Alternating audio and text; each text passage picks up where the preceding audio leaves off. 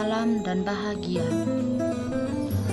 Jumpa lagi bersama saya, Alfia Sartidiani, calon guru penggerak Angkatan 3 Kabupaten Manggarai. Di video kali ini, saya akan menyajikan jurnal refleksi saya pada minggu ke-18 berkaitan dengan pengambilan keputusan sebagai pemimpin pembelajaran. Pada jurnal refleksi kali ini, saya menggunakan model 4B. Yang pertama, peristiwa. Aktivitas saya pada minggu ini masih melanjutkan pembelajaran tentang pengambilan keputusan. Sesi pembelajaran pada minggu ini masih tentang eksplorasi konsep mendiri. Kemudian saya berbagi pemahaman konsep pengambilan keputusan melalui eksplorasi konsep forum diskusi serta ruang kolaborasi. Pada sesi ruang kolaborasi ada diskusi seru dalam kelompok berkaitan dengan pemahaman dan pengalaman masing-masing CKP dalam pengambilan suatu keputusan.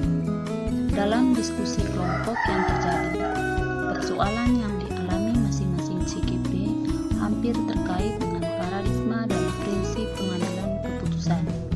Hal ini terjadi karena dari kasus yang dianalisis bisa memuat lebih dari satu paradigma maupun prinsip pengambilan keputusan. Hal baik yang saya dapatkan dari pembelajaran minggu ini adalah saya akhirnya dapat membedakan dan memahami tentang dilema etika dan rujukan moral serta langkah pengambilan dan pengujian keputusan. Kesulitan yang saya hadapi pada pembelajaran minggu ini adalah bagaimana saya harus pintar-pintar untuk membagi waktu antara urusan sekolah dan juga mengurusi anak saya yang lagi sakit. Tetapi beruntung kesulitan tersebut dapat saya atasi dengan baik dengan bantuan keluarga. Yang kedua adalah perasaan. Perasaan saya selama mengikuti pembelajaran pada minggu ini ada rasa lelah tetapi juga senang sekaligus bahagia. Lelah karena pada minggu ini juga ada banyak hal yang saya lakukan yang betul-betul menguras tenaga, di mana saya harus begadang tiap malam karena anak saya yang lagi sakit, dan pada akhirnya juga saya sendiri pun jatuh sakit. Walaupun pada akhirnya saya sakit, tetapi saya merasa sangat senang dan bahagia ketika berkolaborasi dengan rekan CKP, berdiskusi dalam menganalisis kasus untuk suatu pengambilan keputusan, sehingga pada akhirnya merasa bahagia karena apa yang saya pelajari pada minggu ini dapat saya paham dengan. Yang ketiga, pembelajaran. Pembelajaran yang saya dapatkan dari proses pada minggu ini adalah semakin terbukanya pemahaman saya tentang pengambilan suatu keputusan yang tepat, pemahaman terkait situasi dilema etika dan munculan moral.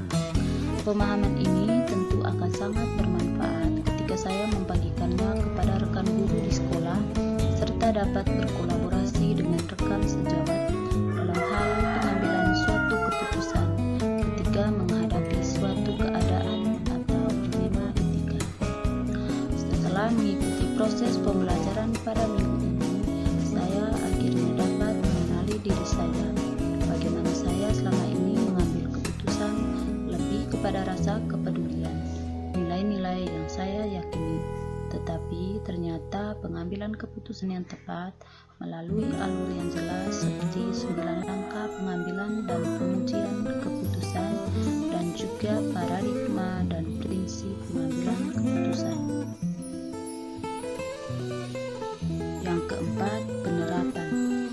Setelah mengikuti pembelajaran pada minggu ini, hal yang saya terapkan ketika menghadapi situasi serupa seperti dilema etika di masa depan, yakni menerapkan 9 langkah pengambilan dan pengujian keputusan, agar keputusan yang saya ambil betul-betul keputusan yang tepat.